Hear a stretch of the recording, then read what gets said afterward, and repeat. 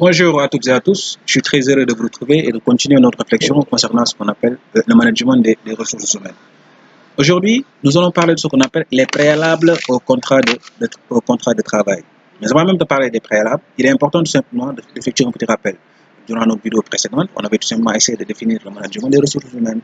On avait parlé des différentes missions du directeur des ressources humaines. On avait parlé que c'est un partenaire d'affaires, il veille à ce qu'on appelle à la sécurité, il veille à tous ces aspects-là. Donc, on avait dit qu'aussi, il développe et mobilise, il développe, d'accord, et mobilise, n'est-ce pas, les compétences, d'accord. Il est aussi le garant du contrat social et aussi le directeur des ressources humaines est la cheville ouvrière de l'organisation, c'est-à-dire de l'entreprise. On avait parlé de ces aspects-là. Alors, on avait aussi parlé de l'ouvrage de M. Jean-Marie Pelletti, son ouvrage intitulé Gestion des ressources humaines. On avait parlé, n'est-ce pas, de son fameux schéma appelé le schéma contingentiel de la gestion des ressources humaines. Donc, c'est un schéma constitué de trois aspects. Il y a ce qu'on appelle les défis, il y a ce qu'on appelle logique et ce qu'on appelle pratique. Quand on parle, n'est-ce pas, des défis, ce sont les différentes mutations économiques, sociales, technologiques, économiques, et aussi les évolutions démographiques. Quand on parle d'évolution démographique, on parle de ce qu'on appelle à l'augmentation du taux de chômage. D'accord? Maintenant, ces entreprises-là doivent faire face à tous ces aspects-là pour ne pas tout simplement tomber dans l'eau. Il y a ce qu'on appelle le logique, participation. Quand on parle de participation, il y a ce qu'on appelle mobilisation et anticipation. Les entreprises doivent être proactives et ils doivent faire face à ces mutations-là pour pouvoir les éradiquer afin d'atteindre leurs objectifs. On a aussi parlé des pratiques. Les pratiques sont les mesures qui permettent à l'entreprise d'atteindre ses objectifs.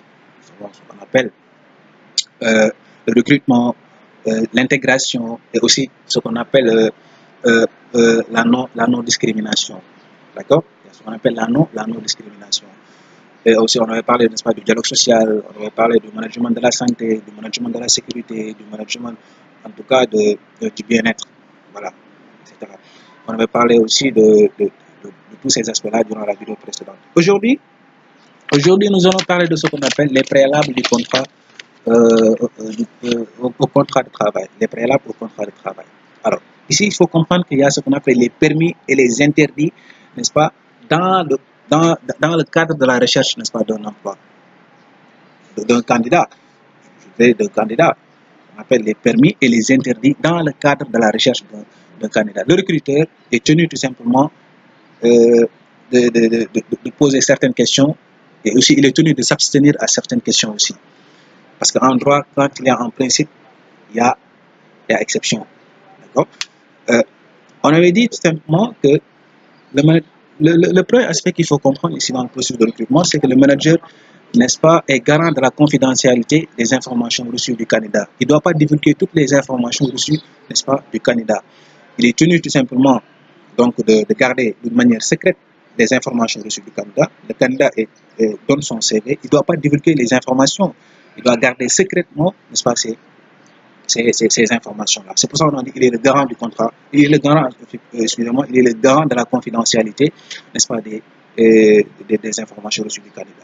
Ça, c'est le premier aspect. Le deuxième aspect, le manager, n'est-ce pas, est tenu de s'abstenir, il doit s'abstenir à toute forme d'interprétation liée à la morphologie, liée à l'astrologie, d'accord, liée aussi à la présentation, etc. Quand on parle de l'astrologie, il ne doit pas tout simplement dire que la date de naissance du candidat correspond peut porter chance à l'entreprise. Non, non, non. Il doit recruter d'une manière impartiale et d'une manière, tout qu'on appelle, professionnelle.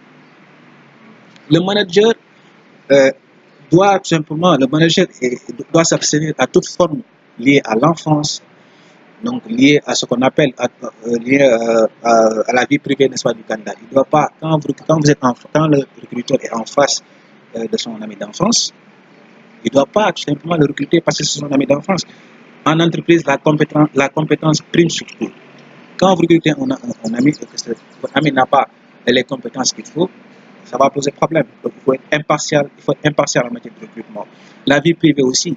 Le recruteur ne doit pas tout simplement s'immiscer dans la vie privée du candidat. Alors, le troisième aspect, c'est toute fausse déclaration. Toute fausse déclaration. C'est le code du travail qui dit toute déclaration donnée par le candidat annuler, peut procéder à ce qu'on appelle l'annulation. Il ne doit pas y avoir, n'est-ce pas, de fausses informations. Les candidats ne doivent pas donner de fausses informations.